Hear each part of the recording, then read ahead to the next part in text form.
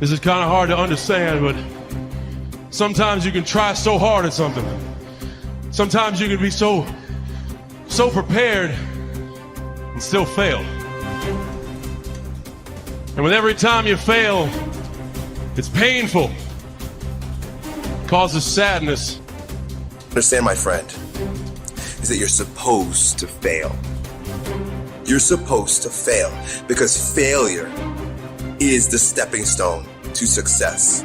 It's not just cliche, because failure is an experience that lends to wisdom that ultimately makes you a stronger version of yourself. Self-love, rebuilding self, seeing to it that you spend enough personal and alone time to seek higher levels of self. What is the next level of you? Remember, whenever one door closes, there is another door waiting for you. Don't second guess yourself, and don't be so afraid of failing that you create excuses instead of producing results. Every day, you have another opportunity to be and do what you were meant to do on this earth. This decision you're making right now will determine your outcome of your tomorrow. We don't have control over yesterday, but this decision that you're making right now will push you, will purge you, will drive you to have that fire down inside. There's never been a point, anytime, and there never will be, where everything is perfect. Okay? No such thing. Because life is a possibility. Because it's a possibility, it cannot be perfect. Doesn't matter what we do, there's still something more to do. The possibilities when you do this, although unknown, are endless. But one thing is for certain, if you don't push yourself, nothing in your life will change. If you want a thing bad enough to go out and fight for it, to work day and night for it, to give up your time, your peace, and your sleep for it, if all that you dream and scheme is about it, and life seems useless and worthless without it, and if you gladly sweat for it and fret for it and plan for it, and lose all your terror of the opposition for it, human being, you've got unlimited potential. You can put effort on you, and by concentrating on you and developing you, you can transform your life wherever you are right now. There has to be something so deep in you that drives you. So what really does it for me is I know what we're capable of. And I know that most human beings aren't willing to go where I am.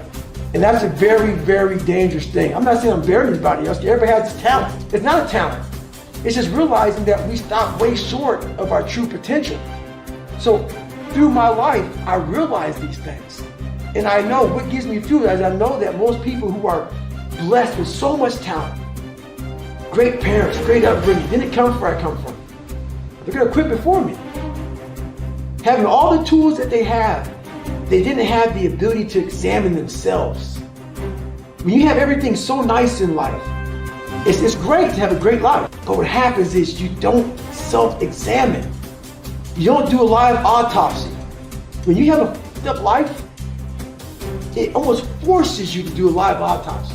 It forces you to find strength from places that no one looks from. Because food is not at the ready.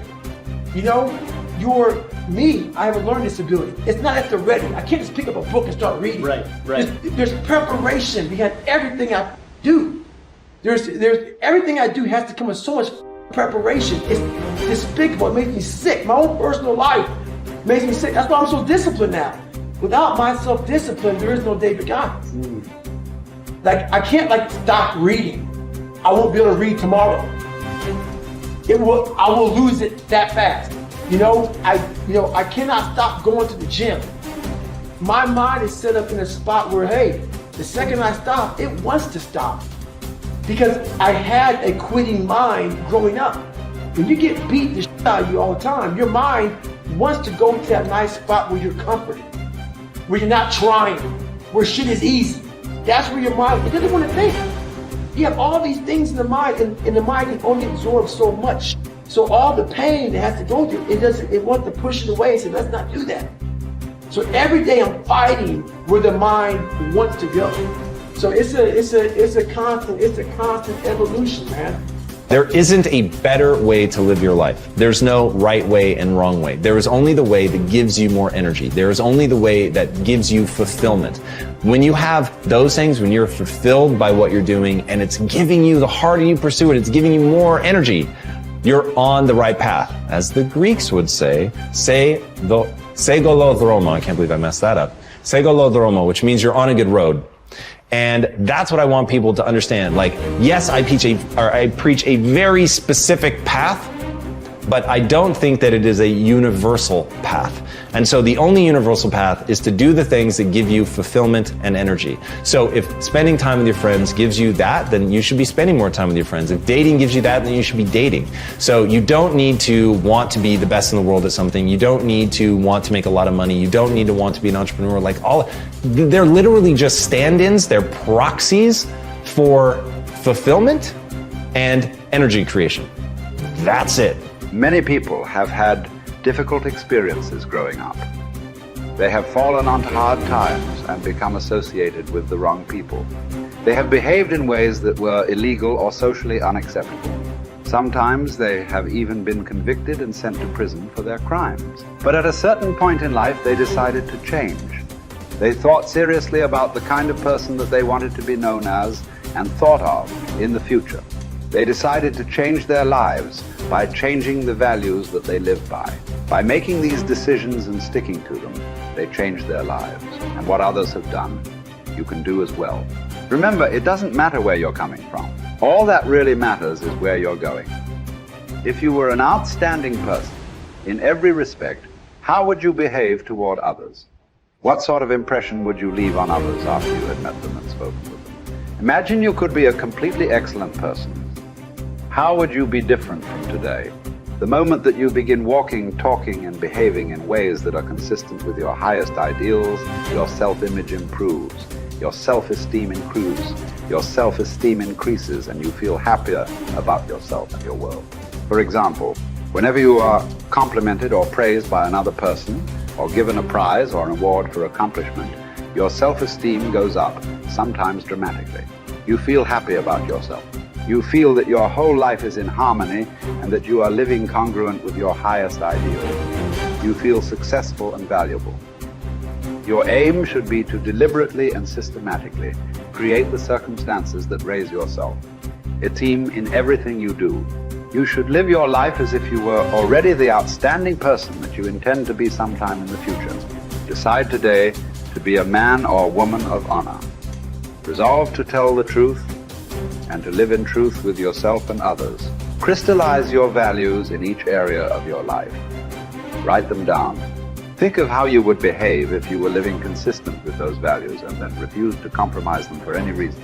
Once you accept complete responsibility for your life and for everything that happens to you, and then create an ideal picture of your perfect future and clarify your values, you are now ready to begin setting clear, specific goals in every area of your life. You are now on the launching ramp and ready to take off toward the stars. You have to work on yourself. You have to have an unstoppable attitude, and no excuse is acceptable. And you've got to make it a priority, a non-negotiable in your life, and hold a constant vision of what it is you want to achieve. See it accomplished and go all out. Find a way to win in spite of the setbacks, in spite of the disappointments, in spite of your failures. I tell people when I'm giving presentations, you will fail your way to success. I have a saying, is life knocks you down, try and land on your back, because if you can look up, you can get up.